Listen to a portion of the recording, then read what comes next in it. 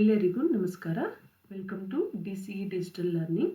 ನಾನು ಸುಗುಣ ಎಸ್ಎನ್. ಈ ದಿನ ಇಂಡಿಯನ್ ಫೈನಾನ್ಷಿಯಲ್ ಸಿಸ್ಟಮ್ ಸಬ್ಜೆಕ್ಟಿನ first unit introduction to financial system ಇದರ 9ನೇ ಸೆಷನ್ ಡಿಸ್ಕಷನ್ ಮಾಡ್ತಿದ್ದೇನೆ. ಈ ಸೆಷನಲ್ಲಿ ತಗೊಂಡಿರೋ ಕಾನ್ಸೆಪ್ಟ್ ಫೈನಾನ್ಷಿಯಲ್ ಇನ್ಸ್ಟ್ರೂಮೆಂಟ್ಸ್. ಸೊ ಇದರ ಮೀನಿಂಗ್ ಮತ್ತು ಟೈಪ್ಸ್ನ ಈ ಸೆಷನಲ್ಲಿ ತಿಳ್ಕೊಳ್ತಿದ್ದೇವೆ. ಸೊ ಈ ಸೆಷನ್ ಮುಂದುವರಿಯೋದಕ್ಕಿಂತ ಮುಂಚೆ ಹಿಂದಿನ ಸೆಷನಲ್ಲಿ ಏನು ಡಿಸ್ಕಸ್ ಮಾಡಿದ್ವಿ ಅನ್ನೋದನ್ನ ಜಸ್ಟ್ ರೀಕಾಲ್ ಮಾಡ್ಕೊಳ್ಳೋದಾದರೆ, ಹಿಂದಿನ ಸೆಷನಲ್ಲಿ ನಾವು ನಾನ್ ಬ್ಯಾಂಕಿಂಗ್ ಫೈನಾನ್ಷಿಯಲ್ ಇನ್ಸ್ಟಿಟ್ಯೂಷನ್ಸ್ ಮತ್ತು ಅದರ different types of non banking financial institutions, that is organised ಮತ್ತು ಅನ್ಆರ್ಗನೈಸ್ಡ್ ಫೈನಾನ್ಷಿಯಲ್ ಇನ್ಸ್ಟಿಟ್ಯೂಷನ್ಸ್ ಬಗ್ಗೆ ಡಿಸ್ಕಷನ್ ಮಾಡಿದ್ವಿ. ಸೊ ಈ ಸೆಷನ್ನ ಲರ್ನಿಂಗ್ ಆಬ್ಜೆಕ್ಟಿವ್ ಏನಪ್ಪ ಅಂದರೆ, ವಿದ್ಯಾರ್ಥಿಗಳಿಗೆ ಫೈನಾನ್ಷಿಯಲ್ ಇನ್ಸ್ಟ್ರೂಮೆಂಟ್ಸ್ ಬಗ್ಗೆ ಒಂದು ಅರಿವು ಮೂಡಿಸುವಂಥದ್ದು, ಮತ್ತು ಯಾವುದೆಲ್ಲ ಒಂದು ಇನ್ಸ್ಟ್ರೂಮೆಂಟ್ಸ್ ಇದ್ದಾವೆ ಮತ್ತು ಯಾವ ಒಂದು ಮಾರ್ಕೆಟಲ್ಲಿ ಫೈನಾನ್ಷಿಯಲ್ ಮಾರ್ಕೆಟಲ್ಲಿ ಆ ಇನ್ಸ್ಟ್ರೂಮೆಂಟ್ಸ್ನ ಟ್ರೇಡ್ ಮಾಡಬೇಕಾಗಿದೆ ಅನ್ನೋದ್ರ ಬಗ್ಗೆ ಅರಿವು ಮೂಡಿಸೋದು ಈ ಸೆಷನ್ನ ಉದ್ದೇಶ ಆಗಿದೆ. So at the end of this session, so students will come to know what the clear concept of financial instruments and what are the different types of instruments and how they can be traded in the financial markets anta heli. So come to the meaning of financial instrument. So it is also called as financial assets antanu karitivi. So financial instrument, it is a tradable package of capital anta ಹೇಳ್ತೇವೆ. ಅಂದ್ರೆ ಒಬ್ಬ investor ಹೂಡಿಕೆ ಮಾಡಬೇಕು, ಅವನ ಬಂಡವಾಳವನ್ನ ಹೂಡಿಕೆ ಮಾಡಬೇಕು ಅಂದರೆ ಅವನಿಗೆ ಒಂದು ಅಸೆಟ್ ಅಥವಾ ಒಂದು ಮೋಡ್ ಆಫ್ ಡೆಪಾಸಿಟ್ ಬೇಕಾಗುತ್ತೆ. ಆ ಮೋಡ್ ಆಫ್ ಡೆಪಾಸಿಟ್ಗೆ ನಾವು ಇನ್ಸ್ಟ್ರೂಮೆಂಟ್ ಅಂತ ಹೇಳ್ತೇವೆ. Okay, so there are different types of instruments ಇದ್ದಾವೆ. ಆ ಪ್ರತಿಯೊಂದು ಡಿಫ್ರೆಂಟ್ ಟೈಪ್ಗೂ ಕೂಡ ಅದರದೇ ಆದಂಥ ಫೀಚರ್ಸ್ ಅಥವಾ ಟರ್ಮ್ಸ್ ಕಂಡೀಷನ್ಸ್ ಇರುತ್ತೆ. Based on that investors can go for the investment proposals. Okay, so common ಆಗಿ ಅಥವಾ ಸಿಂಪಲ್ ಆಗಿ ಹೇಳೋದಾದರೆ, so financial instrument is a virtual document representing legal agreement involving some sort of monetary value. So common ಆಗಿ ನಮಗೆ virtual ಮೋಡಲ್ಲಿ, virtual nothing but through online ಫಾರ್ಮಲ್ಲಿ, ಈಗ ನಾವು ಶೇರ್ಸ್ ಅಥವಾ ಸ್ಟಾಕ್ ಮಾರ್ಕೆಟಲ್ಲಿ ಟ್ರೇಡ್ ಮಾಡಬೇಕಾದ್ರೆ ಅಥವಾ ಇನ್ವೆಸ್ಟ್ ಮಾಡಬೇಕಂದ್ರೆ ಡಿಮ್ಯಾಟ್ ಅಕೌಂಟ್ ಅಂತ ಬರುತ್ತೆ. ಡಿಮ್ಯಾಟ್ ಅಕೌಂಟ್ನ ಓಪನ್ ಮಾಡಬೇಕು. ಡಿಮ್ಯಾಟ್ ಅಂದರೆ ಡಿಮೆಟೀರಿಯಲೈಸ್ಡ್ ಅಕೌಂಟ್ ಅಂತ ಹೇಳಿ. ಈಗ ನಾವು ಬ್ಯಾಂಕಲ್ಲಿ ಬ್ಯಾಂಕಿಂಗ್ ಟ್ರಾನ್ಸಾಕ್ಷನ್ ಮಾಡಬೇಕಾದ್ರೆ ಬ್ಯಾಂಕ್ ಅಕೌಂಟ್ ನಾವು ಹೇಗೆ ಓಪನ್ ಮಾಡಬೇಕು, ಸೊ ಅದೇ ಥರನೇ ಸ್ಟಾಕ್ ಮಾರ್ಕೆಟ್ಸಲ್ಲಿ ನಾವು ಟ್ರೇಡ್ ಮಾಡಬೇಕು ಅಂದರೆ ಡಿಮ್ಯಾಟ್ ಅಕೌಂಟ್ ಓಪನ್ ಮಾಡಬೇಕು. ಸೊ ನಿಮಗೆ ಆದಂಥ ಒಂದು ಅಕೌಂಟ್ ID ಇರುತ್ತೆ, ಅಥವಾ ನಿಮ್ಮ ಒಂದು ಅಕೌಂಟಲ್ಲಿ ನಿಮ್ಮ whole trading related data save ಆಗಿರುತ್ತೆ. ಸೊ ಅದರ ಇಟ್ಸ್ ಎ ವರ್ಚುವಲ್ ಮೋಡಲ್ಲಿ ನೀವು ಒಂದು ಇನ್ವೆಸ್ಟ್ಮೆಂಟ್ಸ್ನ ಮಾಡ್ತೀರಾ. ಆ್ಯಂಡ್ ಕಂಪ್ನಿ ಕೂಡ ಅದು ಲೀಗಲ್ ಆಗಿ ನಿಮಗೆ ರೆಪ್ರೆಸೆಂಟ್ ಆಗಿರುತ್ತೆ regarding because it is involve monetary value. Okay, so ನಾವು ಇನ್ವೆಸ್ಟ್ಮೆಂಟ್ ಮಾಡ್ತಿದ್ದೀವಿ ಅಂದರೆ ಏನು ನಾನ್ ಮಾನಿಟರಿ ರೂಪದಲ್ಲಿ ಅಲ್ಲ. ಸೊ ಇಟ್ ಈಸ್ ಥ್ರೂ ಹಣದ ರೂಪದಲ್ಲಿ ನೀವು ಏನು ಇನ್ವೆಸ್ಟ್ಮೆಂಟ್ ಮಾಡೋದ್ರಾಗಿರೋದ್ರಿಂದ ಸೊ ಇಲ್ಲಿ ಲೀಗಲಿ ಒಂದು ರೆಪ್ರೆಸೆಂಟ್ ಮಾಡಬೇಕಾಗತ್ತೆ. ಲೀಗಲ್ ಅಗ್ರಿಮೆಂಟ್ ಕೂಡ ಇಲ್ಲಿ ಎಕ್ಸಿಸ್ಟ್ ಆಗುತ್ತೆ between company and the investor. Okay, this is about the concept of financial instrument. Next ನೋಡೋಣ types of financial instrument. So financial ಇನ್ಸ್ಟ್ರೂಮೆಂಟ್ಸ್ನ ನಾವು 2 ವಿಭಾಗಗಳನ್ನು ಮಾಡಿದ್ದೀವಿ. ಒಂದು ಕ್ಯಾಪಿಟಲ್ ಮಾರ್ಕೆಟ್ ಇನ್ಸ್ಟ್ರೂಮೆಂಟ್ಸ್ ಮತ್ತು ಮನಿ ಮಾರ್ಕೆಟ್ ಇನ್ಸ್ಟ್ರೂಮೆಂಟ್. ಇವುಗಳನ್ನ ನಾವು ಇಂಡಿವಿಜುವಲ್ ಆಗಿ ಡಿಸ್ಕಷನ್ ಮಾಡೋಣ. ಮೊದಲನೇದಾಗಿ capital market instrument. Okay, this is one of the form or type of financial instrument. So capital market, it is a market for long term funds related ಇರೋಂಥ instruments ಅಲ್ಲಿ ನೀವು investment ಮಾಡಿದ್ರೆ ಆ ಮಾಡೋ ಅಂಥ ವೇದಿಕೆ ಅಥವಾ ಪ್ಲಾಟ್ಫಾರ್ಮ್ ಯಾವುದಾಗಿರುತ್ತೆ ಅಂದರೆ ಕ್ಯಾಪಿಟಲ್ ಮಾರ್ಕೆಟ್ ಆಗಿರುತ್ತೆ. Okay, capital market instruments consist share capital ಅಥವಾ equity capital and debt capital ಅಂತ ಹೇಳ್ತೀವಿ. ಸೊ ಕಂಪ್ನಿ ಒಂದು ಕ್ಯಾಪಿಟಲ್ ಸ್ಟ್ರಕ್ಚರಲ್ಲಿ ಇರುವಂಥ shares like equity shares, preference shares ಮತ್ತು ಡೆಟ್ ಕ್ಯಾಪಿಟಲಲ್ಲಿ ಡಿಬೆಂಚರ್ಸ್ ಅಥವಾ ಬಾಂಡ್ಸ್ ಅಂತ ಏನು ಹೇಳ್ತೀವಿ, ಯೂಶುವಲ್ ಆಗಿ ಇವುಗಳು ಇನ್ಸ್ಟ್ರೂಮೆಂಟ್ಸ್ ಆಗಿರ್ತವೆ ಕ್ಯಾಪಿಟಲ್ ಮಾರ್ಕೆಟಿನವು. ಓಕೆ, ಸೊ ಶೇರ್ ಕ್ಯಾಪಿಟಲ್ ಮತ್ತು ಡಿಬೆಂಚರ್ ಕ್ಯಾಪಿಟಲ್, ಡೆಟ್ ಕ್ಯಾಪಿಟಲ್ ಅಂತ ಹೇಳ್ತೇವೆ. Okay, so capital market instruments common ಆಗಿ ಟರ್ಮ್ ಬಂದು ಅಥವಾ ಪೀರಿಯಡ್ ಬಂದು ಲಾಂಗ್ ಟರ್ಮ್ ಆಗಿರುತ್ತೆ. ಅಂದರೆ ಮೋರ್ ದ್ಯಾನ್ 5 years ಅಷ್ಟು ಮೆಚುರಿಟಿ ವ್ಯಾಲ್ಯೂ, ಮೆಚುರಿಟಿ ಡೇಟ್ ಆಗಿರಲಿ, ಮೆಚುರಿಟಿ ಟೈಮ್ ಆಗಿರಲಿ ಅದಕ್ಕೆ ಇರುತ್ತೆ. ಓಕೆ, ಈಗ ಮೊದಲನೇದಾಗಿ ಶೇರ್ ಕ್ಯಾಪಿಟಲ್ ಬಗ್ಗೆ ನಾವು ಡಿಸ್ಕಸ್ ಮಾಡೋಣ. ಸೊ ಇದರಲ್ಲಿ ಶೇರ್ ಕ್ಯಾಪಿಟಲಲ್ಲಿ ಯಾವ್ಯಾವ ಇನ್ಸ್ಟ್ರೂಮೆಂಟ್ಸ್ ಬರುತ್ತೆ, ಆಮೇಲೆ ಡೆಟ್ ಕ್ಯಾಪಿಟಲ್ಗೆ ಹೋಗೋಣ. ಸೊ ಶೇರ್ ಕ್ಯಾಪಿಟಲ್ ಅಂದರೆ ಏನು? So share is the share in the share capital of A company. So ಅಂದರೆ ಕಂಪ್ನಿ ಒಂದು ಕ್ಯಾಪಿಟಲ್ ಏನು ಬೇಕಾಗಿರುತ್ತೆ, ಕಂಪ್ನಿ ಒಂದು ಆ್ಯಕ್ಟಿವಿಟೀಸ್ಗೆ ಅಥವಾ ಅವರ ಒಂದು ಆಪ್ರೇಷನ್ಸ್ಗೆ ಏನು ಕ್ಯಾಪಿಟಲ್ ಬೇಕಾಗಿರುತ್ತೆ ಅದನ್ನು ಅವ್ರು ಏನು ಮಾಡ್ತಾರೆ, ಶೇರ್ ಮಾಡ್ತಾರೆ, ಅಂದರೆ ಡಿವೈಡ್ ಮಾಡ್ತಾರೆ ಇಂಟು ಪಾರ್ಟ್ಸ್. ಆ ಇಂಡಿವಿಜುವಲ್ ಪಾರ್ಟ್ಸ್ಗೆ ನಾವು ಶೇರ್ ಅಂತ ಹೇಳ್ತೀವಿ. ಆ ಇಂಡಿವಿಜುವಲ್ ಪಾರ್ಟ್ಸ್ನ ಇನ್ವೆಸ್ಟರ್ಸ್ ಸಬ್ಸ್ಕ್ರೈಬ್ ಮಾಡಿದ್ರೆ so they will become a shareholder. Okay, ಆ ಕ್ಯಾಪಿಟಲ್ನ ಕಾಂಟ್ರಿಬ್ಯೂಟ್ ಮಾಡ್ತಾರೆ, ಇನ್ವೆಸ್ಟ್ ಮಾಡ್ತಾರೆ, and they will become the shareholder ಅಂತ ಹೇಳ್ತೀವಿ. So if you are investing in equity ಆದರೆ you will become equity shareholder. Preference ಶೇರ್ಸಲ್ಲಿ ನೀವು invest ಮಾಡಿದ್ರೆ, ಕಾಂಟ್ರಿಬ್ಯೂಟ್ ಮಾಡಿದ್ರೆ you will become the preference shareholder. Okay, so it's A portion of capital which is divided among the number of people. So ನಿಮ್ಗೆ ಎಷ್ಟು capital ಬೇಕು? For example ಈಗ 1 lakh ನನ್ನ capital rice ಮಾಡೋದಾದ್ರೆ 1 lakhನ ಎಷ್ಟು rupees ಹಾಕಿ ನೀವು invest ಮಾಡ್ತೀರಾ, issue ಮಾಡ್ತೀರಾ? ಲೈಕ್ ಈಗ ₹100 ಅಂತ ಇಶ್ಯೂ ಮಾಡಿದ್ರೆ 1 lakh ಡಿವೈಡ್ ಬೈ 1000 ಎಷ್ಟು ಬರುತ್ತೆ? ಆ ಒಂದು ಡಿವೈಡ್ ಬೈ ಮಾಡಿದಾಗ ಎಷ್ಟು ಬರುತ್ತೋ ಅಷ್ಟು ನಂಬರ್ ಆಫ್ ಶೇರ್ಸ್ ಆಗಿ ನೀವು ಇಶ್ಯೂ ಮಾಡ್ತೀರಾ. ಅಲ್ಲಿ ಎಷ್ಟು ಮೆಂಬರ್ಸ್ ಬೇಕು ನಂಬರ್ ಆಫ್ ಶೇರ್ ಹೋಲ್ಡರ್ ಅನ್ನೋದನ್ನ ನೀವು ಕಂಪ್ನಿ ಡಿಸೈಡ್ ಮಾಡ್ಕೊಳ್ತಾರೆ. Okay, so this is about the share capital meaning. Now we will see what is shares, what are the types of shares ಅಂತ ನೋಡೋಣ. ಓಕೆ, ಶೇರ್ಸ್ ಅಲ್ಲಿ ನಮಗೆ 2 type ಇದೆ, ಒಂದು equity shares ಮತ್ತೆ ಪ್ರಿಫರೆನ್ಸ್ ಶೇರ್ಸ್. ಇಂಡಿವಿಜುವಲ್ ಆಗಿ ಒಂದೊಂದೇ ನೋಡೋಣ. Equity shares, it is the major shares ಅಥವಾ major source of funds to the company, major source of capital to the company. Company will going to acquire huge funds from these instruments. Okay, financial instruments ಮುಖಾಂತರ. Equity ಶೇರ್ಸ್ನ ನಾವು ordinary shares ಅಂತಲೂ ಹೇಳ್ತೀವಿ. So they are representing company's ownership by which share holder is entitled to claim the company's earnings and assets. So common ಆಗಿ ನಾವು ಹೇಳೋದಾದ್ರೆ equity share ಹೋಲ್ಡರ್ನ real owner of the company ಅಂತಲೂ ಕರಿತೀವಿ. ಯಾಕೆ ಅಂದರೆ they going to contribute huge capital to the company. Okay, and there is no maturity period for these equity shares.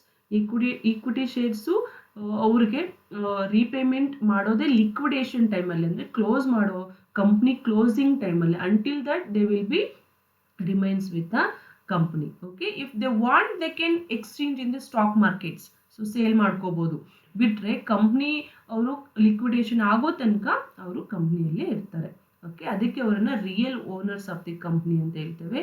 And ಅವ್ರಿಗೆ ಕಂಪ್ನಿಯಲ್ಲಿ ಒಂದು ಪವರ್ಸ್ ಮತ್ತು ವೋಟಿಂಗ್ ರೈಟ್ಸ್ ಇರುತ್ತೆ. ಹ್ಯೂಜ್ ಎಲ್ಲ ಕಂಪ್ನಿ ಒಂದು ಆ್ಯಕ್ಟಿವಿಟೀಸಲ್ಲೂ ಇನ್ವಾಲ್ವ್ ಆಗ್ತಾರೆ, ಡಿಸಿಷನ್ ಮೇಕಿಂಗ್ ಪ್ರೋಸೆಸ್ಸಲ್ಲಿ ಇರ್ತಾರೆ. ಓಕೆ, ಸೊ ಹಾಗಾಗಿ ಅವ್ರಿಗೆ ಹೆಚ್ಚಿನ ಒಂದು ಪವರ್ಸು ಇರುತ್ತೆ. Okay, this is about the equity shares. So preference shares, it is one of the other type of shares. So ಇದರಲ್ಲಿ preferential rights ಅಥವಾ preferential ಒಂದು ಪವರ್ಸ್ ಕೊಟ್ಟಿರ್ತೀವಿ ನಾವು ಶೇರ್ ಹೋಲ್ಡರ್ಗೆ for the claiming of dividend. ಅವ್ರಿಗೆ ಏನು dividend ಬರಬೇಕು, equity shares ಆಗಿರಲಿ ಅಥವಾ ಪ್ರಿಫರೆನ್ಸ್ ಶೇರ್ ಹೋಲ್ಡರ್ಸ್ ಆಗಿರಲಿ, ಅವ್ರು ಕಾಂಟ್ರಿಬ್ಯೂಟ್ ಮಾಡುವಂಥ ಇನ್ವೆಸ್ಟ್ಮೆಂಟ್ ಮೇಲೆ ಕಂಪ್ನಿ ರೆಗ್ಯುಲರ್ ಆಗಿ ಕೊಡುವಂಥ ರಿಟರ್ನ್ಗೆ ನಾವು ಡಿವಿಡೆಂಟ್ ಅಂತ ಹೇಳ್ತೇವೆ. Dividend means it is a portion of ಪ್ರಾಫಿಟ್ನ ನೀವು ಅಪ್ರೋಪ್ರಿಯೇಟ್ ಮಾಡೋದು, ಅದಕ್ಕೆ ಡಿವಿಡೆಂಡ್ ಅಂತ ಹೇಳ್ತೇವೆ. ಇದನ್ನು ನಾವು ಶೇರ್ ಹೋಲ್ಡರ್ಸ್ ಕೊಡ್ತೀವಿ. ಸೊ ಇಲ್ಲಿ ಪ್ರಿಫರೆನ್ಸ್ ಶೇರ್ ಹೋಲ್ಡರ್ಗೆ ಆ ಡಿವಿಡೆಂಡ್ ರಿಸೀವ್ ಮಾಡ್ಕೊಳ್ಳೋದ್ರಲ್ಲಿ ಅಥವಾ ಪೇಮೆಂಟ್ ಮಾಡಿಸ್ಕೊಳ್ಳೋದ್ರಲ್ಲಿ ಅವ್ರಿಗೆ ಪ್ರಿಫರೆನ್ಷಿಯಲ್ ರೈಟ್ಸ್ ಇರುತ್ತೆ, ಅಂದರೆ ಆದ್ಯತೆ ಇರುತ್ತೆ. ಮೊದಲ ಆದ್ಯತೆ ಅವ್ರಿಗೇ ಕೊಡಬೇಕಾಗಿರುತ್ತೆ ಕಂಪ್ನಿ. ಅದಕ್ಕೆ ಇದನ್ನು ಪ್ರಿಫರೆನ್ಷಿಯಲ್ ರೈಟ್ಸ್ ಅಂತಲೂ ಹೇಳ್ತೇವೆ. And the repayment of the capital ಅಥವಾ ಲಮ್ಸಮ್ ಅಮೌಂಟು ಕೂಡ ಇದಕ್ಕೆ ಮೆಚುರಿಟಿನೂ ಇರುತ್ತೆ. ಆ್ಯಂಡ್ ಕೆಲವೊಂದು depends on the types of preference shares. ಕೆಲವೊಂದು ಇರ್ರಿಡೀಮಬಲ್ ಪ್ರಿಫರೆನ್ಸ್ ಶೇರ್ ಇಶ್ಯೂ ಮಾಡಿದ್ರೆ again they can be like longer period ಇರ್ಬೋದು. ಕನ್ವರ್ಟಬಲ್ ಪ್ರಿಫರೆನ್ಸ್ ಶೇರ್ಸ್ ಅಂತ ಹೇಳ್ತೀವಿ, ಅದನ್ನೇನಾದರೂ ಇಶ್ಯೂ ಮಾಡಿದ್ರೆ they can easily convert into equity shares ಆಗೂ ಕನ್ವರ್ಟ್ ಆಗ್ತಾರೆ. ಸೊ ಟೋಟಲಿ ಪ್ರಿಫರೆನ್ಸ್ ಶೇರ್ಸ್ ಅಂದರೆ ಏನಪ್ಪ ಅಂದರೆ ಈ ಥರ ಶೇರ್ಸಲ್ಲಿ ಯಾರೇ ಇನ್ವೆಸ್ಟ್ ಮಾಡಿದ್ರು ಅವ್ರಿಗೆ ಪ್ರಿಫರೆನ್ಷಿಯಲ್ ರೈಟ್ಸ್ ಇರುತ್ತೆ, ಅಂದರೆ ಆದ್ಯತೆ ಇರುತ್ತೆ. ಅವ್ರಿಗೆ ಮೊದಲನೇ ಒಂದು ಪ್ರಯಾರಿಟಿ ಕೊಡ್ತೀವಿ. ಏನಕ್ಕೆ ಅಂದರೆ payment of dividend. First dividend payment ಈ ಪ್ರಿಫರೆನ್ಸ್ ಶೇರ್ ಹೋಲ್ಡರ್ಗೆ ಕ್ಲಿಯರ್ ಮಾಡಿದಾದ್ಮೇಲೆ ಈಕ್ವಿಟಿ ಶೇರ್ ಹೋಲ್ಡರ್ಗೆ ನೀವು ಕೊಡಬೇಕಾಗಿರುತ್ತೆ. ಓಕೆ, different types of preference shares ಇದ್ದಾವೆ. ದಟ್ ಈಸ್ ಕ್ಯುಮುಲೇಟಿವ್ ಮತ್ತು ನಾನ್ ಕ್ಯುಮುಲೇಟಿವ್. ಕ್ಯುಮುಲೇಟಿವ್ ಅಂದರೆ ಈಗ ಡಿವಿಡೆಂಡ್ ಏನು ನೀವು ಕೊಡ್ತೀರಾ ಅದನ್ನು ಅಕ್ಯುಮುಲೇಟ್ ಮಾಡ್ಕೊಳ್ಳೋದು, ಅಂದರೆ ಹಿಡಿದಿಟ್ಕೊಳ್ಳೋ ಅಂಥದ್ದು. ಓಕೆ, ಸೊ ಈ ಥರ ಕ್ಯುಮುಲೇಟಿವ್ ಪ್ರಿಫರೆನ್ಸ್ ಶೇರ್ ನೀವು ಇಶ್ಯೂ ಮಾಡಿದ್ರೆ ಹಿಡಿದಿಟ್ಕೋಬೋದು. ಮೀನ್ಸ್ ಈ ಮಂತ್ ಕೊಡಬೇಕಾಗಿರೋ ಪ್ರಿಫರೆನ್ಸ್ ಡಿವಿಡೆಂಡ್ನ ಹಾಗೆ ಇಟ್ಟು ನೆಕ್ಸ್ಟ್ ಮಂತ್ ಕೊಡ್ಬೋದು. ನಾನ್ ಕ್ಯುಮುಲೇಟಿವ್ ನೀವು ಇಶ್ಯೂ ಮಾಡಿದರೆ ಸೊ ನೀವು ಯಾವುದೇ ಕಾರಣಕ್ಕೂ ಅಕ್ಯುಮುಲೇಟ್ ಮಾಡೋಕ್ಕಾಗಲ್ಲ, ಅಂದರೆ ಹೋಲ್ಡ್ ಮಾಡೋದಕ್ಕಾಗಲ್ಲ. You have to clear monthly, regular ಆಗಿ ನಿಮಗೆ ಪ್ರಾಫಿಟ್ ಇರಲಿ ಲಾಸ್ ಇರಲಿ ಕ್ಲಿಯರ್ ಮಾಡ್ತಾ ಬರಬೇಕು. ನೆಕ್ಸ್ಟ್ ಟೈಪ್ ನೋಡೋದಾದರೆ ರಿಡೀಮಬಲ್ ಮತ್ತು ಇರ್ರಿಡೀಮಬಲ್. ರಿಡೀಮಬಲ್ ಅಂದರೆ ರೀಪೇಮೆಂಟ್ ಮಾಡುವಂಥದ್ದು, ಅಂದರೆ ಫಿಕ್ಸ್ಡ್ ಪೀರಿಯಡ್ ಹೇಳಿರ್ತೀರ ನೀವು, ಸೊ ಫಿಕ್ಸ್ಡ್ ಪೀರಿಯಡಲ್ಲಿ ರೀಪೇಮೆಂಟ್ನ ಮಾಡಲೇಬೇಕು. ಅಂದರೆ ಅವ್ರು ಎಷ್ಟು ಇನಿಷಿಯಲಿ ನಿಮ್ಗೆ ಇನ್ವೆಸ್ಟ್ ಮಾಡಿರ್ತಾರೆ, ಫಾರ್ ಎಕ್ಸಾಂಪಲ್ 5 ಲ್ಯಾಕ್ ಅಂದರೆ ಸೊ ಎಷ್ಟು ವರ್ಷಕ್ಕೆ, 5 ವರ್ಷಕ್ಕೆ ಟರ್ಮ್. 5 ವರ್ಷದ ನಂತರ ನೀವು 5 ಲ್ಯಾಕ್ ಮತ್ತು ನೀವು ಡಿವಿಡೆಂಡ್ ಏನಿರುತ್ತೆ ಅದಷ್ಟನ್ನು ಕ್ಲಿಯರ್ ಮಾಡಿ ಕೊಡಬೇಕು. So this is redeemable. Irredeemable ಅಂದರೆ ಸೊ ರೀಪೇಮೆಂಟ್ ಮಾಡುವಂಥ ಮೆಚುರಿಟಿ ಟೈಮು ಇಲ್ಲಿ ಹೇಳಿರೋದಿಲ್ಲ at the time of issue. Okay, preference shares irredeemable preference shares ನೀವು ಇಶ್ಯೂ ಮಾಡ್ತಿದ್ದೀರಾ ಅಂದರೆ ಇಲ್ಲಿ ಮೆಚುರಿಟಿ ಪೀರಿಯಡ್ ಹೇಳಿರಲ್ಲ, ಯಾವಾಗ ರಿಪೇಮೆಂಟ್ ಮಾಡ್ತೀವಿ ಅಂತ. So when the company wants to repay ಅಥವಾ when preference shareholder wants to get back his investment ಅಂದರೆ he can demand with the company. Okay, next convertible ಮತ್ತು ನಾನ್ ಕನ್ವರ್ಟಬಲ್. ಕನ್ವರ್ಟಬಲ್ ಅಂದರೆ preference ಶೇರಿಂದ equity shareholder ಆಗಿ ಅಥವಾ equity shares ಆಗಿ ನಾವು ಬದಲಾವಣೆ ಮಾಡ್ಬೋದು, ಬದಲಾಯಿಸ್ಬೋದು. ಓಕೆ, ನಾನ್ ಕನ್ವರ್ಟಬಲ್ ಅಂದರೆ ಯಾವುದೇ ಕಾರಣಕ್ಕೂ ಕೂಡ ನೀವು ಈಕ್ವಿಟಿ ಶೇರ್ ಹೋಲ್ಡರ್ ಆಗಿ ಕನ್ವರ್ಟ್ ಆಗೋದಕ್ಕೆ ಆಗಲ್ಲ, ಈ ಥರ ಒಂದು ನಾನ್ ಕನ್ವರ್ಟಬಲ್ ಪ್ರಿಫರೆನ್ಸ್ ಶೇರ್ಸ್ ಇಶ್ಯೂ ಮಾಡಿದರೆ. ಆ್ಯಂಡ್ ನೆಕ್ಸ್ಟ್ ಟೈಪ್ ಬಂದಾಗ ಪಾರ್ಟಿಸಿಪೇಟಿಂಗ್ ಮತ್ತು ನಾನ್ ಪಾರ್ಟಿಸಿಪೇಟಿಂಗ್ ಅಂತ ಹೇಳ್ತೀವಿ. ಪಾರ್ಟಿಸಿಪೇಟಿಂಗ್ ಪ್ರಿಫರೆನ್ಸ್ ಶೇರ್ ಹೋಲ್ಡರ್ ಆದರೆ ಸೊ ಕಂಪ್ನಿ ಏನಾದರೂ ಅಡಿಷ್ನಲ್ ಪ್ರಾಫಿಟ್ ಅರ್ನ್ ಮಾಡಿದರೆ, ಸೊ ಓಕೆ, ಅಡಿಷ್ನಲ್ ಪ್ರಾಫಿಟಲ್ಲಿ ನೀವು ಕೂಡ ಪಾರ್ಟಿಸಿಪೇಟ್ ಮಾಡ್ಬೋದು, ಅಂದರೆ ನೀವು ಕೂಡ ಅದರಲ್ಲಿ ಒಂದು ಪಾರ್ಟ್ ಆಫ್ ಪ್ರಾಫಿಟ್ನ, ಅಡಿಷ್ನಲ್ ಪ್ರಾಫಿಟ್ನ ತಗೊಳ್ಳೋ ಅಂಥ ರೈಟ್ಸ್ ನಿಮಗಿರುತ್ತೆ. ಓಕೆ, ನಾನ್ ಪಾರ್ಟಿಸಿಪೇಟಿಂಗ್ ಅಂದರೆ ಯಾವುದೇ ಕಾರಣಕ್ಕೂ ಕೂಡ ನಿಮ್ಮ ಒಂದು ಅಮೌಂಟ್ ಆಫ್ ಡಿವಿಡೆಂಡ್ ಏನು ಬರಬೇಕು ಅದಕ್ಕಷ್ಟೇ ನೀವು ತಗೊಳ್ಳೋವಂಥ ಒಂದು ಆದ್ಯತೆ ಇರುತ್ತೆ ನಿಮಗೆ. ಯಾವುದೇ ಥರದ ಅಡಿಷ್ನಲ್ ಪ್ರಾಫಿಟಲ್ಲಿ ನಿಮಗೆ ರೈಟ್ಸ್ ಇರೋದಿಲ್ಲ. So this is non participating preference shares. So company according to their wish so they can issue any type of preference shares, and even investor kuda at the time of investing they have to see what are the features of different shares, equity shares agirli ಅಥವಾ preference shares agirli ಅವುಗಳ terms and conditions ನ ತಿಳ್ಕೊಂಡು investment ನ ಮಾಡಬೇಕಾಗಿರುತ್ತೆ. Okay, next ಇಲ್ಲಿವರೆಗೂ ನಾವು ನೋಡಿದ್ದು share capital, ಅದರಲ್ಲಿ equity shares ಮತ್ತೆ preference shares. If the investor invest in equity shares ಅಂದರೆ you will become the equity shareholder. Preference shares ಅಲ್ಲಿ ಇಶ್ಯೂ ಮಾಡಿದ್ರೆ ಮೀನ್ಸ್ ಇನ್ವೆಸ್ಟ್ ಮಾಡಿದ್ರೆ you will become the preference shareholder. Okay, next ನಾವು ನೋಡೋಣ debentures ಅಥವಾ bonds ಅಂತಾನು ಹೇಳ್ತೇವೆ. Debenture is an acknowledgement of a debt of the company. ಅಂದರೆ ಇಲ್ಲಿ ಇನ್ವೆಸ್ಟರ್ಸ್ ಏನಿದ್ದಾರೆ they going to invest funds to the ಅಥವಾ capital to the company. Company ಇಲ್ಲಿ ಏನು ಮಾಡ್ತಾರೆ, company become the borrower. Okay, so ಇಲ್ಲಿ ಏನು ಮಾಡ್ತಾರೆ, ಕಂಪ್ನಿ ಆ ಒಂದು ಇನ್ವೆಸ್ಟರ್ಸ್ನ ಡೆಟ್ನ ಓಸ್ ಮಾಡುತ್ತೆ, ಅಂದರೆ ಅವರು ಒಂದು ಲೈಕ್ ಲಯಬಲ್ ಆಗ್ತಾರೆ. ಓಕೆ, ಸೊ ಪಡ್ಕೊಳ್ಳೋದ್ರಿಂದ ಇವರು ಲಯಬಲ್ ಆಗ್ತಾರೆ ಕಂಪ್ನಿ. ಸೊ ಅದಕ್ಕೋಸ್ಕರ ಅವರು ಇನ್ವೆಸ್ಟರ್ ಕಡೆಯಿಂದ ತಗೊಂಡಿರ್ತಾರೆ, further they will give a acknowledgement. ಇದರಲ್ಲಿ ಕೂಡ ಟೈಪ್ಸ್ ಇದಾವೆ, ಸೆಕ್ಯೂರ್ಡ್ ಇದೆ, ಅನ್ಸೆಕ್ಯೂರ್ಡ್ ಇದೆ. Depends on the type of debenture ಅಥವಾ ಬಾಂಡ್ ನೀವೇನು ಇಶ್ಯೂ ಮಾಡ್ತೀರಾ ಅದ್ರ ಮೇಲೆ ಅಕ್ನಾಲೆಜ್ಮೆಂಟ್ನ ಕೊಡ್ತೀರಾ. ಏನಪ್ಪ ಅಕ್ನಾಲೆಜ್ಮೆಂಟ್ ಅಂದರೆ it is a guarantee that I will repay back your lump sum amount and I will pay regular interest. Debenture ಒಂದು ಇನ್ವೆಸ್ಟ್ಮೆಂಟ್ ಮೇಲೆ ನಿಮಗೆ ರೆಗ್ಯುಲರ್ ರಿಟರ್ನ್ ಬರೋದಕ್ಕೆ ನಾವು ಇಂಟ್ರೆಸ್ಟ್ ಅಂತ ಹೇಳ್ತೇವೆ. ಲೋನ್ಸ್ ಮೇಲೆ, ಬಾಂಡ್ಸ್ ಮೇಲೆ, ಡಿಬೆಂಚರ್ ಮೇಲೆ ಬರೋದಕ್ಕೆ ಇಂಟ್ರೆಸ್ಟ್ ಅಂತ ಹೇಳ್ತೇವೆ. ಶೇರ್ಸ್ ಮೇಲೆ ಬರೋದಕ್ಕೆ ಡಿವಿಡೆಂಡ್ ಅಂತ ಹೇಳ್ತೇವೆ. Okay, so it is a long term debt instrument yielding a fixed rate of interest issued by a company. Fixed rate. So at the time of issue ಆವಾಗಲೇ ನಿಮಗೆ ರೇಟ್ ಆಫ್ ಇಂಟ್ರೆಸ್ಟ್ ಏನು ಅನ್ನೋದು ಆ ಒಂದು total amount of capital ಮೇಲೆ decide ಮಾಡಿರ್ತಾರೆ. For example 10% debentures of 10 lakh rupees ಆ ಥರ. ಈವನ್ ಪ್ರಿಫರೆನ್ಸ್ ಶೇರ್ಸ್ಗೂ ಅಷ್ಟೇ ಫಿಕ್ಸ್ಡ್ ರೇಟ್ ಆಫ್ ಡಿವಿಡೆಂಟ್ ಇರುತ್ತೆ, ಡಿಬೆಂಚರ್ಸ್ಗೂ ಅಷ್ಟೇ ಫಿಕ್ಸ್ಡ್ ರೇಟ್ ಆಫ್ ಇಂಟ್ರೆಸ್ಟ್ ಇರುತ್ತೆ. Okay, it's like a certificate of loan or debt evidencing by the company. So ಕಂಪ್ನಿಲಿ ಏನು ಮಾಡ್ತಿದೆ, ಎವಿಡೆನ್ಸ್ ಮಾಡ್ತಿದೆ. ಎವಿಡೆನ್ಸ್ ಅಂದರೆ ಏನು, ಅಕ್ನಾಲೆಜ್ಮೆಂಟ್ ಮಾಡ್ತಿದೆ, because it is borrowing from the debenture holder ಅಥವಾ ಇನ್ವೆಸ್ಟರ್. ಯಾರೇ ಇನ್ವೆಸ್ಟರ್ ಈ ಥರ ಒಂದು ಸರ್ಟಿಫಿಕೇಟ್ಸ್ ಆಫ್ ಡೆಪಾಸಿಟ್ಸ್ನ ಮಾಡಿದ್ರೆ, ಸರ್ಟಿಫಿಕೇಟ್ ಆಫ್ ಇದ್ರ ಮೇಲೆ ನೀವು ಲೋನ್ನ ಲೆಂಡ್ ಮಾಡಿದ್ರೆ you will become the debenture holder. Okay, so this is about the capital market ಇನ್ಸ್ಟ್ರೂಮೆಂಟ್ಸ್ನ ನೋಡಿದ್ವಿ. ಮೇಜರ್ ಆಗಿ ಶೇರ್ ಕ್ಯಾಪಿಟಲ್ಲು ಮತ್ತು ಡಿಬೆಂಚರ್ ಕ್ಯಾಪಿಟಲ್, ಡೆಟ್ ಕ್ಯಾಪಿಟಲ್ ಮತ್ತು ಶೇರ್ ಕ್ಯಾಪಿಟಲ್. ನೆಕ್ಸ್ಟ್ ಎರಡನೇ type money market instruments. Okay, capital market instruments ಬಂದು long term ಪೀರಿಯಡ್ಗೆ ನಾವು investment ಮಾಡೋದಾದರೆ, money market instruments it consist of short term period of financial instruments. So ನೀವು short period of ಟೈಮ್ಗೆ ಅಂದರೆ within 1 year, already ನಾನು money market ಬಗ್ಗೆ, ಮನಿ market instruments ಬಗ್ಗೆ ಲಾಸ್ಟ್ ಸೆಷನಲ್ಲಿ ಡಿಸ್ಕಷನ್ ಮಾಡಿದ್ದೇವೆ. Okay, so short term period ಅಂದರೆ within 1 year ಅಥವಾ 12 months period of ಟೈಮ್ಗೆ ನಾವು ಶಾರ್ಟ್ ಟರ್ಮ್ ಪೀರಿಯಡ್ ಅಂತ ಹೇಳ್ತೇವೆ. Okay, these instruments are traded for within a 1 year period of time. Money market consists of number of other sub markets ಅಥವಾ sub other instruments ಅದರಲ್ಲಿ consist ಆಗಿ money market emerge ಆಗುತ್ತೆ ಅಂತ ಹೇಳ್ತೇವೆ. All sub markets collectively constituted money market. ನಾನು ಆಗಲೇ ಹೇಳ್ದಂಗೆ so ಎಲ್ಲ ಸಬ್ ಮಾರ್ಕೆಟ್ಸು ಸೇರಿ ಮನಿ ಮಾರ್ಕೆಟ್ ಆಗಿದೆ ಅಂತ ಹೇಳ್ತೇವೆ.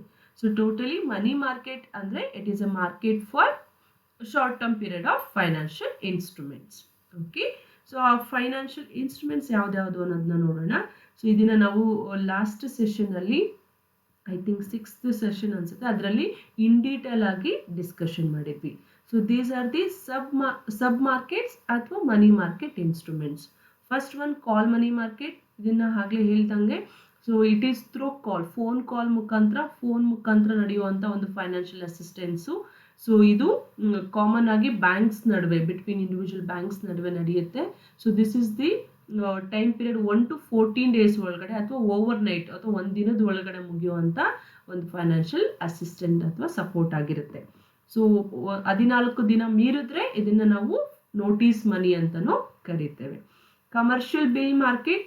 ಸೊ ನೀವು ಏನಾದರೂ ಕ್ರೆಡಿಟ್ ಸೇಲ್ಸ್ ಮಾಡಿದಾಗ ಸೆಲ್ಲರ್ ಏನು ಮಾಡ್ತಾರೆ, ಬೈಯರ್ ಕಡೆಯಿಂದ ಒಂದು ಡ್ರಾಫ್ಟ್ನ ಬಿಲ್ನ ರೆಡಿ ಮಾಡಿ ಅದನ್ನು ಬೈಯರ್ ಕಡೆಯಿಂದ ಅಕ್ಸೆಪ್ಟೆನ್ಸ್ನ ಮಾಡಿಕೊಂಡು ಇಟ್ಕೊಳ್ತಾರೆ. ಅದಕ್ಕೆ ಟ್ರೇಡ್ ಬಿಲ್ಸ್ ಅಂತ ಹೇಳ್ತೇವೆ. ಆ ಟ್ರೇಡ್ ಬಿಲ್ಸ್ನ ನೀವು ಬ್ಯಾಂಕ್ಸ್ಗೆ, ಕಮರ್ಷಿಯಲ್ ಬ್ಯಾಂಕ್ಸ್ಗೆ ಕೊಟ್ಟಾಗ ಬ್ಯಾಂಕ್ ಆ ಬಿಲ್ನ ಅಕ್ಸೆಪ್ಟ್ ಮಾಡಿ ನಿಮಗೆ ಲೋನ್ ಇಮಿಡಿಯೇಟ್ ಆಗಿ ಲೋನ್ನ ಕೊಟ್ಟರೆ ಅಥವಾ ಅಮೌಂಟ್ನ ಸ್ಯಾಂಕ್ಷನ್ ಮಾಡಿದ್ರೆ ಅದಕ್ಕೆ ನಾವು ಕಮರ್ಷಿಯಲ್ ಬಿಲ್ಸ್ ಅಂತ ಹೇಳ್ತೇವೆ. ನೆಕ್ಸ್ಟು ಟ್ರೆಜರಿ ಬಿಲ್ಸು ಕೂಡ ಹಾಗೇನೆ, ಇದನ್ನು ಅಷ್ಟೇ ಗೌರ್ಮೆಂಟ್ ಒಂದು ಇದರಲ್ಲಿ ನಡೆಯುವಂಥದ್ದು. So based on these bills also you will get the ಒಂದು ಫೈನಾನ್ಷಿಯಲ್ ಅಸಿಸ್ಟೆನ್ಸ್. ಮತ್ತು ಸರ್ಟಿಫಿಕೇಟ್ ಆಫ್ ಡೆಪಾಸಿಟ್ಸು ಅಷ್ಟೇ, it is like unsecured formally negotiable instrument ಆಗಿ ನೀವು ಡೆಪಾಸಿಟ್ಸ್ ಮಾಡ್ತಾ ಹೋಗ್ತೀರಾ.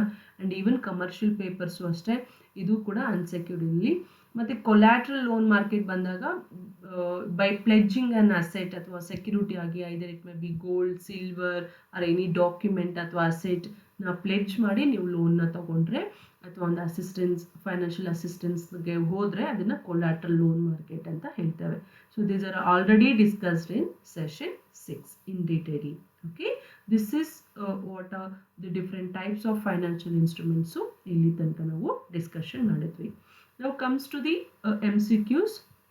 First question, financial instruments are classified into how many types? 2 types. ಯಾವ್ದು? Capital market ಮತ್ತೆ money market. Next question, which of the following is not a capital market financial instrument? Capital market financial instrument ಅಲ್ಲ. ಯಾವುದು? Equity shares ಇದೆ, preference shares ಇದೆ, debenture ಇದೆ. ಹಾಗಾದ್ರೆ ಯಾವುದಿಲ್ಲ? Collateral loan. Collateral loan ಬಂದು ನಮಗೆ ಸಾರಿ, ಇದು ಮನಿ ಎರಡನೇ ಕ್ವಶನ್ ಅಲ್ವಾ? ಸೊ ಕೊಲ್ಯಾಟ್ರಲ್ ಲೋನ್ ಬಂದು ನಮಗೆ ಮನಿ ಮಾರ್ಕೆಟ್ ಇನ್ಸ್ಟ್ರೂಮೆಂಟ್ ಆಗಿರುತ್ತೆ. ಸೊ ಥರ್ಡ್ ಬಂದು which of the following is not A money market instrument? Money market instrument collateral loan ಇದೆ, ಕಾಲ್ ಮನಿ ಇದೆ, ಸರ್ಟಿಫಿಕೇಟ್ ಆಫ್ ಡೆಪಾಸಿಟ್ ಕೂಡ ಇದೆ. ಹಾಗಾದ್ರೆ ಯಾವುದಿಲ್ಲ? Equity shares. ಇದು ಬಂದು ನಮಗೆ ಕ್ಯಾಪಿಟಲ್ ಮಾರ್ಕೆಟ್ ಇನ್ಸ್ಟ್ರೂಮೆಂಟ್ ಆಗುತ್ತೆ. ಫೋರ್ತ್ ಕ್ವಶನ್ ಬಂದು which of the following is not the type of preference shares? Preference shares types ನೋಡಿದ್ವಲ್ಲ, ಕ್ಯುಮುಲೇಟಿವ್ ಇದೆ, ನಾನ್ ಕ್ಯುಮುಲೇಟಿವ್ ಇದೆ, ಪಾರ್ಟಿಸಿಪೇಟಿಂಗ್, ನಾನ್ ಪಾರ್ಟಿಸಿಪೇಟಿಂಗ್ ಇದೆ, ರಿಡೀಮಬಲ್, ಇರಿಡೀಮಬಲ್ ಇದೆ. ಹಾಗಾದ್ರೆ ಯಾವುದಿಲ್ಲ? ಆಕ್ಟಿವ್ ಅಂಡ್ ಇನ್ಆಕ್ಟಿವ್ ಇಲ್ಲ. Last question, equity shares are also called as ಏನಂತ ಕರೀತೇವೆ? ಆರ್ಡಿನರಿ ಶೇರ್ಸ್ ಅಂತಲೂ ಕರೀತಾರೆ. Okay, this is about the MCQs of this session. Thank you.